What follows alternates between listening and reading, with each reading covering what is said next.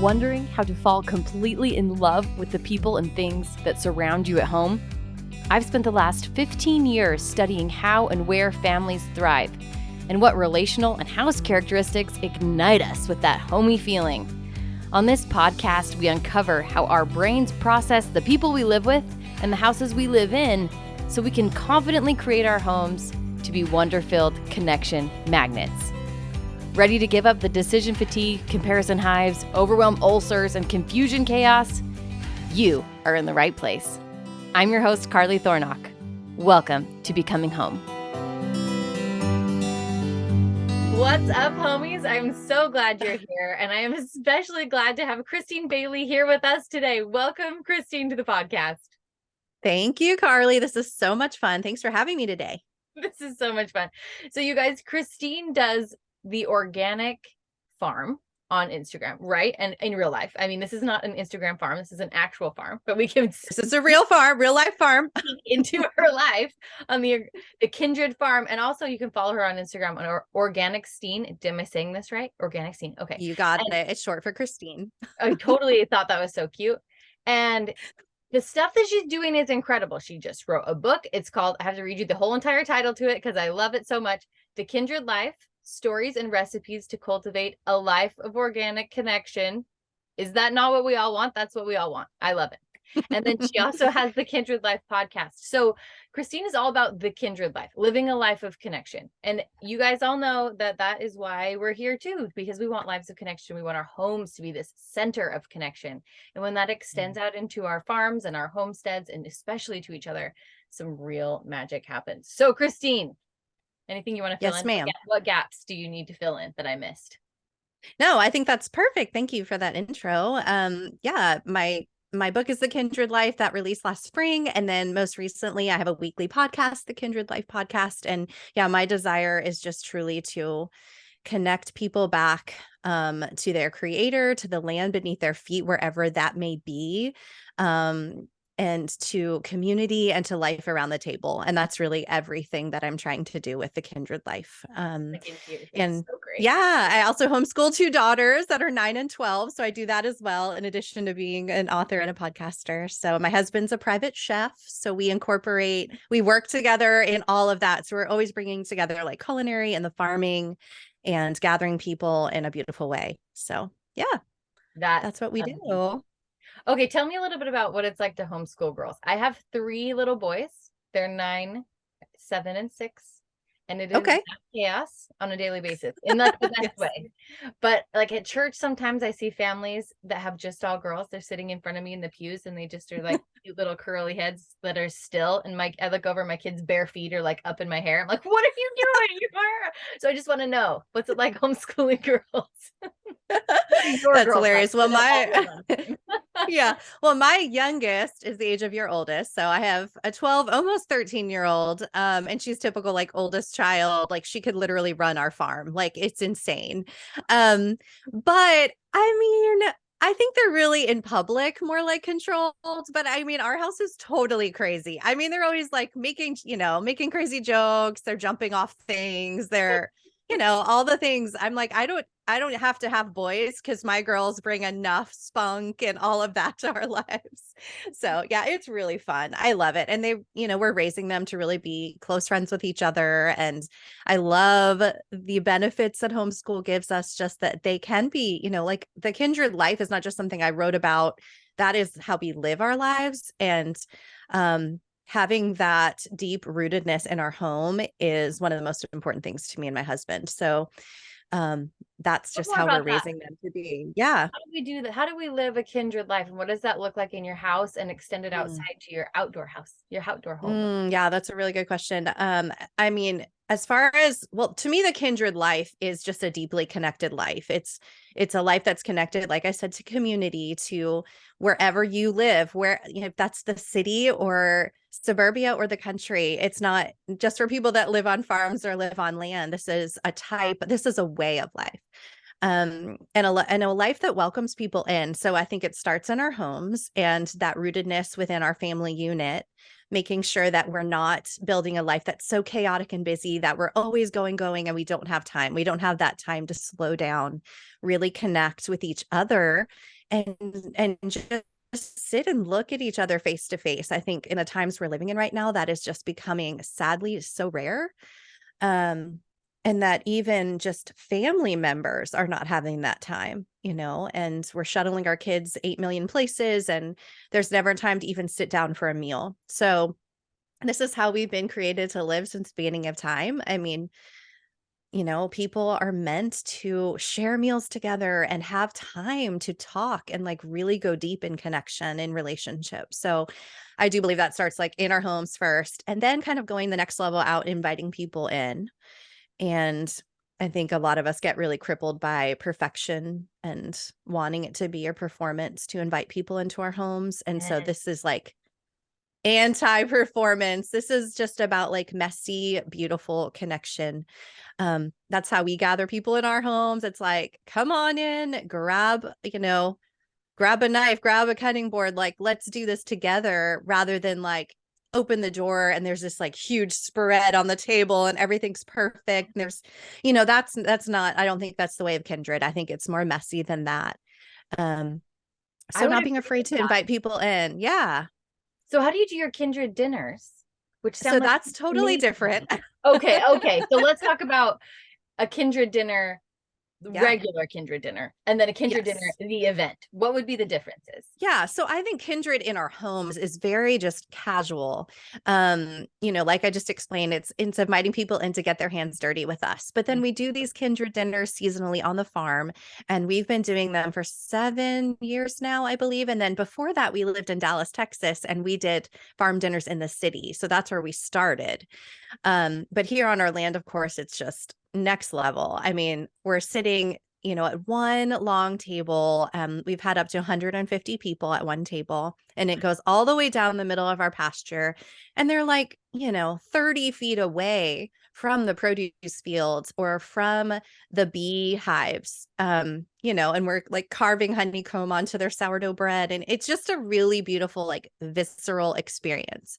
That's so Um, amazing. yeah, and it's like several hours. So we're like, this is not a place to like come get a quick meal. This is an experience that unfolds over a couple hours. And it's really something we're encouraging people to do is just stop, slow down. You're sitting at a table with people that you might not know.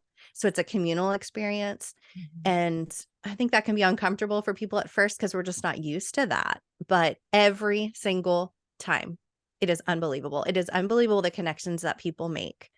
And it's just proven time and time again, like when we make space for real connection, it just unfolds naturally, because I think that goes back to that is how we're created to be. So Kindred dinners, obviously, like we have a staff for that. Like we want to execute those on a high level because it's a very like fine dining experience. There's multiple courses. And so that's different than, but there's still like an imperfect element to that. Like we're not, we have like the perfect tablescape. It's like farm fresh flowers stuck in mason jars and things like that. Mismatched napkins, it has like a funky kind of vibe, but it's more, more planned and more down to the detail than it is when we're just like inviting friends in our home. So Oh, I love it both though, because there is a place. yeah, There's a place yeah, for a homemade piece of sourdough with the local honey that we have just on a regular Thursday afternoon, breaking bread yeah, with each other, inviting people over for leftover night. Grab what you've got that's come and commune, right? And then there's yeah. also space for a beautiful event, which so many of us, I think, we want to have both, and we have talked ourselves into one or the other. It's either Hmm. I'm a mom and this isn't the time of life. And Hmm. I agree. And I also very strongly disagree, because if you have this passion to create beauty in your life, that is a Hmm. kindred call to you that can be honored in ways that feel aligned. What do you think about that? What would you say?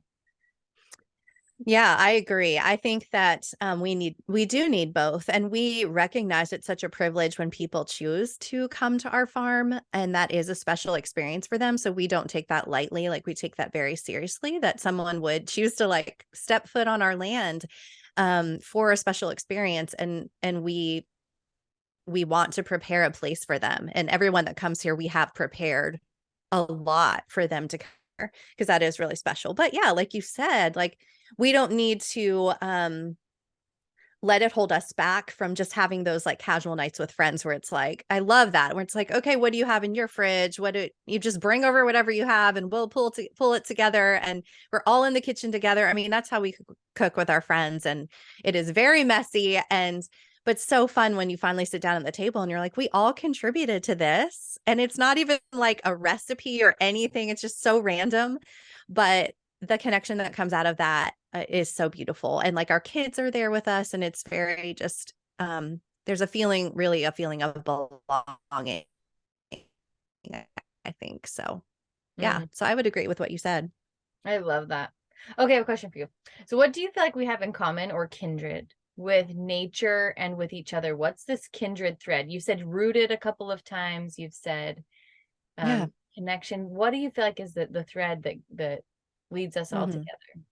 Well, I mean, I personally see so many truths through nature. Um, I don't know if that's just the way that I'm wired, but I believe that we're all created by with intelligent design. We have a creator, and I believe that we were all created to be connected to the earth, the land. And so, I think a lot of that comes down to, as far as nature, like living by the seasons, no matter where we live, that there's a rhythm. There's a rhythm to how we live our days. It can't be constantly in the state of go, go, go, and like these seasons of hurry and busyness. There has to be a time to step back. There has to be like a time for Sabbath, whether that's one day a week or like a season that's slower. Um, we all need that. We all need rest. We all need time to slow down. Every single one of us is human and vulnerable. So as humans, that feeling of belonging or kindred, like that, I chose that word because it feels like such a universal word for how every human being is wired. And it may look different ways for us depending on like what our lifestyle is. But at the core of it, we all need to be nourished. We can all watch an Instagram reel of somebody baking bread, but have you ever actually baked bread? Like, have you ever sunken your hands into bread dough? And I think that those are the things that we're starting to miss. There's so many beautiful things about technology, and it serves us in so many ways, but I want to bring people back to actually experiencing those things themselves rather than just like watching them on a screen or watching someone else do them. Yeah, that's so important. And nature has a rhythm to it. And as you're speaking, it's Mm. speaking to me of like, if we follow the rhythm of nature that comprises our Mhm. bodies, that really is Yeah. pattern, something healthy and something vibrant and something super connective almost awakens within us. What a beautiful idea. So if we have this idea of a kindred life, which I'm totally bought Mhm. into, I'm ready for it. What would be the opposite of a kindred life? That's a really great question. I think there's a lot of things that would be the opposite of a kindred life, but the first one I think of is a life that strives for perfection over progress. Cool. Yeah. So, yeah. Talk more about that. So So that's a personal struggle of mine. I mean, yeah, I want things to be perfect. yeah. But one of the things I've learned, since becoming a farmer in particular, is that that's just paralyzing. And it really doesn't move us forward in any way to focus on perfection over progress. And when we're focusing on progress, we see that there are so many beautiful spots in the journey itself. And it's not just this one perfect end result that we're going for. In farming, there's so many blunders and things that go wrong along the way. Um, but I look back and I'm like, all of those things like helped me personally to grow as a woman and as a farmer and as a mother. And so there really is so much value in that. So there's value in the journey, and there's value in um the progress spots along the journey. So I would say that's the opposite of a kindred life. Meals that feel like a performance, like I mentioned before, like where it has to be perfect, and I'm only inviting people into my home if it's like the table is set perfectly and I've created this gorgeous meal that I've stressed over for 6 hours. And that is like, no, that is not the way of kindred. Like, it's okay to not have it all together and to still open up your door. So I would say that an an isolated life that doesn't have time for face-to-face connection with people. That does spend more time in the virtual world rather than in the analog world, like rather than in those tangible experiences. I like that. Allowing a lot of World. I haven't heard that before. That's good.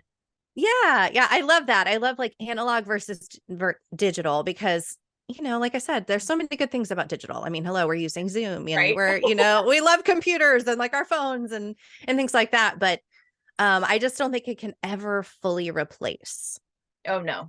the real human experiences, even though that's really trying to happen, like in a lot of ways, people are trying to do that right now. Like AI, like robots can like write papers for you and like create art. And I don't know, it kind of comes to this point. I've really been pondering that a lot lately, is like, when is that too much? Like, at what point can you just not ever replicate what a human soul can do and like contribute to the world, Fine line and and I one. think another thing about Kindred, Go ahead.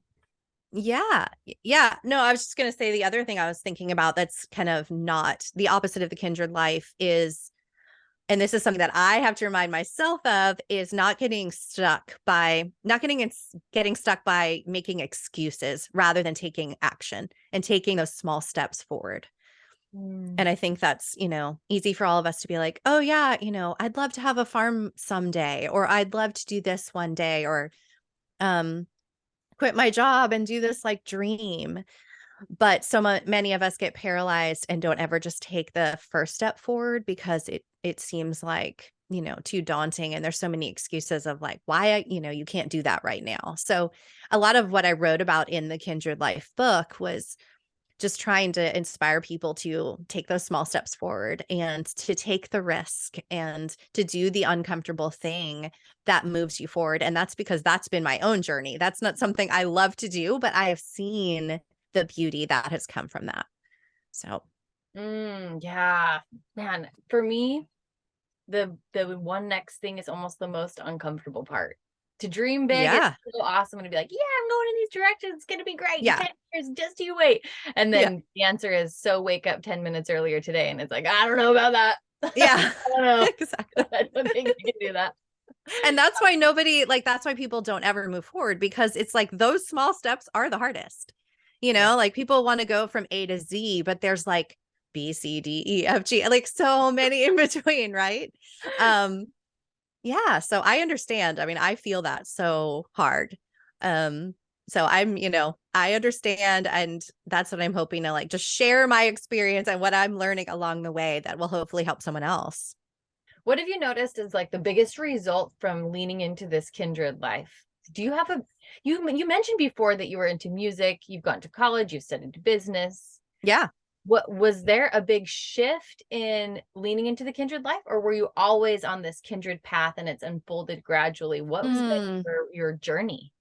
I looking back now, I wouldn't ever have said then like, oh my goodness, I'm going to end up on a farm in Tennessee and like be hosting farm dinners. And like, I never would have ever thought that. But now when I look back even to like my life as like a single young woman in Nashville working in the music industry, my roommates and I, like, we would throw these like random get-togethers with our friends. And I remember one, it was like kind of the first Kindred dinner. We put like all these little tables together in our living room, and we invited all our friends over and had this Valentine's party. And it was like, I cooked the only thing I knew, which was Italian food, because I grew up in an Italian American family. So I like cooked my Aunt Lucille's lasagna and baked ziti. And we just like all sat at these like random mismatched tables.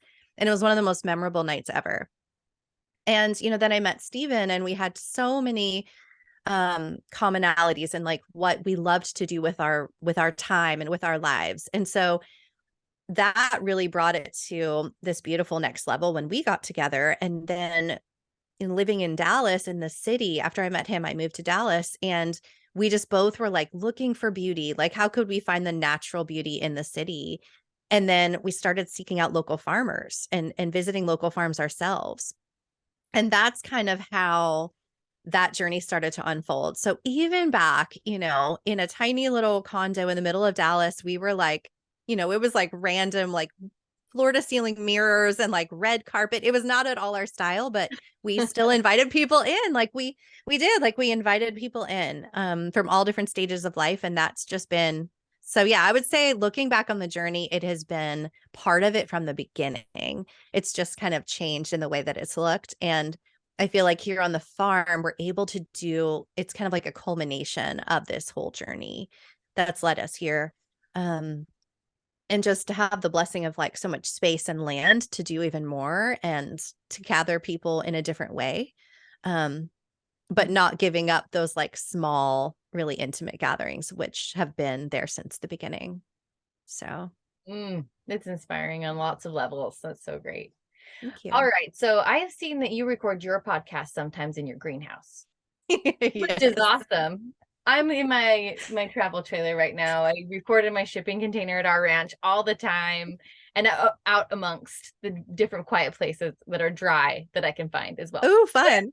What are the pros and cons of recording in a greenhouse? Our greenhouse is disassembled. It will be assembled in a couple of months. So I've never tried it. What do you recommend? Ooh. Okay. You have to try it. I don't know how big yours is, but so we have two like high tunnel greenhouses that are huge. They're like 100 feet long. I did not record in there because it would be super echoey, but we have this cute little 6x10 greenhouse that's for seed starting. It's where all our like seed trays are right now. So that's where I recorded. So, you know, normally when I do my podcast episodes, I'm like up here in our barn studio, but every month or so I'll do an outside episode and I'll just like put it like in, I'll like go to the middle of the creek and sit there and record an episode. So this last one I did it in the greenhouse and it was unbelievable. I could not even believe the sound quality. So one of the pros was definitely the plants. I literally think the plants and soil were like sound barriers. Like they absorbed. It was amazing. It was like built-in recording studio. And also this is hilarious, but I think there was like so much oxygen in there. I was just like, it was amazing. Cramped. I was like inches away from seed trays. Like I had this teeny little spot. I could say like, I couldn't move my arms. I could reach out and touch my zinnia plants. Yeah, it was fun. So I highly recommend recording in a greenhouse if you can. I'm gonna have to try. I'll dedicate the episode to you. I'll send it to you when it happens. Oh, thank you. Thank you. Okay, Christine, with all my guests, I like to do a rapid fire home question experience. Are you up for it? Okay. Let's do it. What is the quirky thing that you do in your house that's like weird that your husband might be like, oh no, don't do that around Christine. That really bugs her. What's the pet peeve? Okay. So I have a couple things. The first one I can think of is barcodes are like not allowed in my house. Like I am the person that's going to like go to someone's house and rip a barcode sticker off their trash can. Like I cannot take it. So those have to be removed on everything. Like the second I walk in the door. But then I guess like quirky, I'm kind of, I don't know. It's weird. Like I need my kitchen to be spotless every night before I go to bed. Like I cannot go to sleep if my kitchen has dishes anywhere. It has to be completely reset. But then my bedroom, it's like there's just clothes thrown on the floor. There's wet towels. I mean, I don't know. It doesn't make sense, but for some reason my kitchen has to be really, really clean. But then the rest of my house, I'm like, what have I done? Like what's going on? And it's like my personal space is the one that I tend to neglect. I don't know. I think I need your help, Carly. I think that's so good. That's great. So my last guest was saying that she is retentive about her floors and she will get down with the vacuum and like vacuum all of her hardwood cracks. How weird do you think that is? Okay, I would love to say that I do that. No, it doesn't happen. I mean, I use like the little sucky attachment on my vacuum to get all the corners, but I'm not with a toothbrush or anything. I mean, our house, you know, we have a 1949 farmhouse. Oh my which goodness. is so fun. It's so fun. It's, you know, it's pretty small. It's like 1,800 square feet. So pretty small. But we've put so much attention to the outside of the farm that the inside is just little by little, we're like DIYing things. This last year, like in the fall, we finally knocked out a wall that we've been wanting to knock out for like ever between our dining room and living room. And it was like life changing. Like, I don't even know why we hadn't done it sooner, but it is amazing, like exponentially better just from that one wall being removed.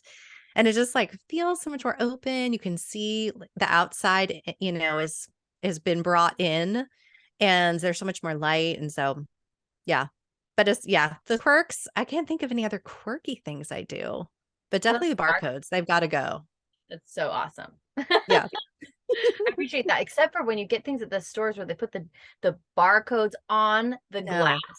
I mean, no, then that's when you get lemon essential oil, because that's the only way to get that off. Is that the way to do it? Because Gugan, we could talk about products and chemicals all day long, but yeah, lemon essential oil. Lemon essential. Yeah, it works. It also gets Sharpie off of doorways. Not that I've had to do that or anything. Hypothetically, speaking for my friend, she might need that, and that might be an prayer, and we'll have to tell her. Yeah, it might also take your paint off, but it's gonna get the Sharpie off. Leave it to the essentials. That's so good. Okay, Christine, what is the thing in your house, the one thing, you can only pick one, that represents you in a nutshell? Okay. I don't know if this is what you're going for, but I think I'm going to say my sunflower throw blanket that I still sleep with. This might be a little vulnerable. No, it's from my freshman year of college, when my entire dorm room was sunflower decked. I mean, it was like, I don't know if you did this in college. It was like sunflower comforter, sunflower framed print, sunflower pillows, sunflower perfume, sunflower jewelry. It was everything sunflower. But this one blanket, I've loved ever since then. And so I still sleep with it every night. It's my favorite. It's like threadbare. My daughters say that my love is in it. Like, it's like infused into the blanket. So they all like want to take turns holding it around them.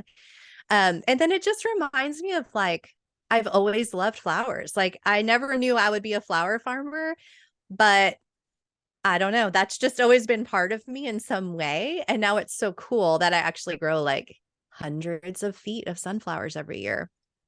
So I don't know. It's kind of a cool, like, I just feel like it's me. It's like really me.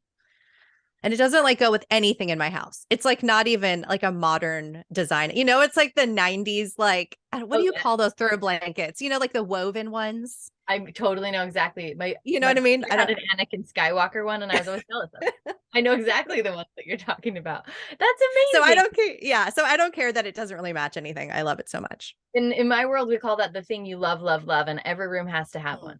And it has free range. It doesn't have to match. It doesn't have to make sense. It's just because you love it, and you love it so fiercely that you would get it in the fire. That's the thing.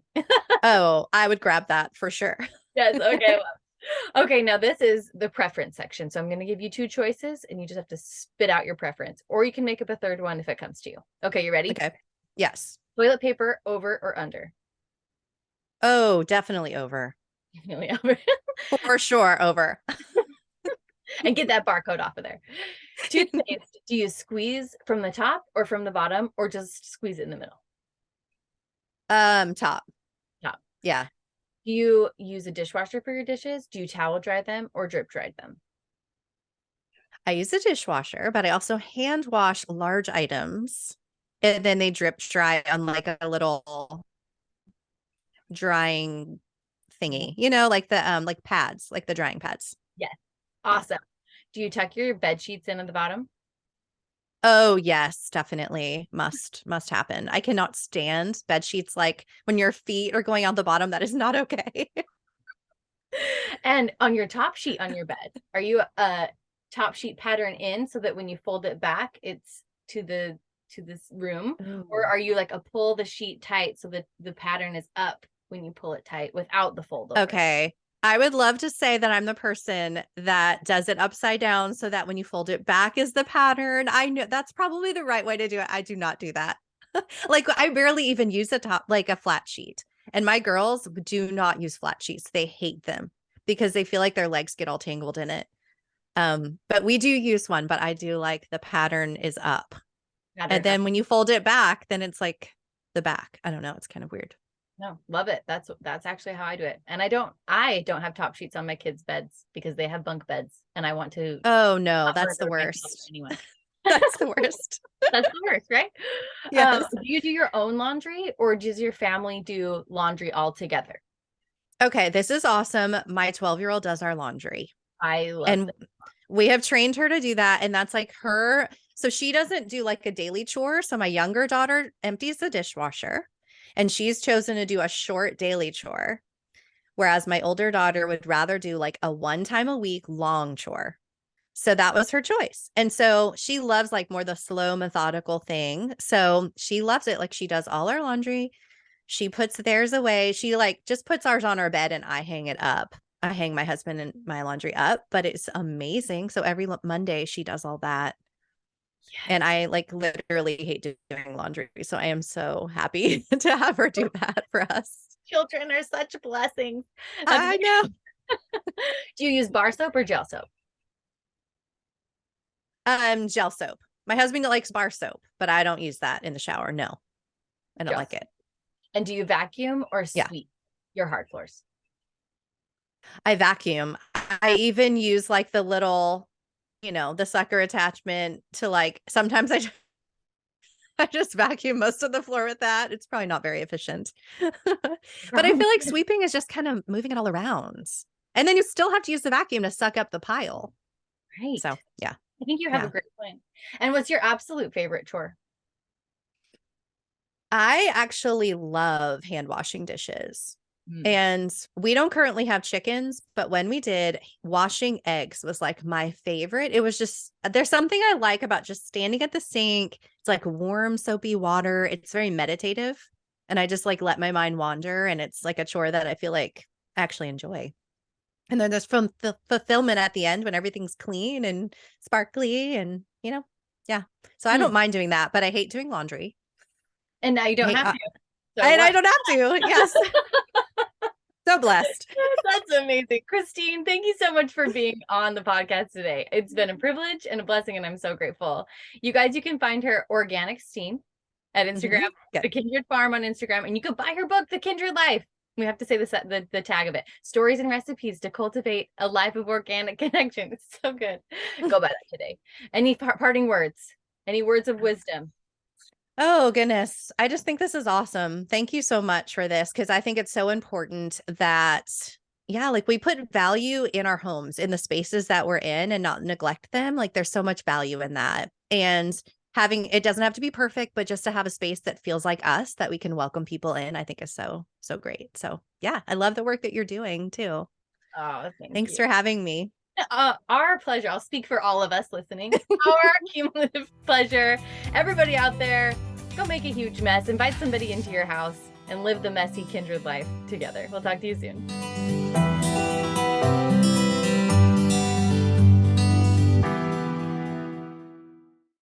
Hey, are you a savvy mom who craves a play space for your kids that works tastefully with the rest of your house and entertains them for hours on end? If this is you, I want to invite you to sign up for my new newsletter called Forts and Flip-Flops. This is a 2-week email series that will help you transform your playroom from a psychedelic sore spot to a cohesive, creative retreat. It is 100% free. And the most fun part of this is we are going to take your favorite pair of shoes as design inspiration for how we put together your playroom. Now, what do shoes and playrooms have in common? You're asking? I'm so glad you did. This might feel a little bit fairy godmother-ish, but we all know that great shoes swing a royal ball from disastrous, falling off, blisters, to delightful, dancing with ease and confidence and schmoozing, getting the most out of your evening. We know that shoes can make the difference. What shoes you choose to wear or choose to love informs us about what you value.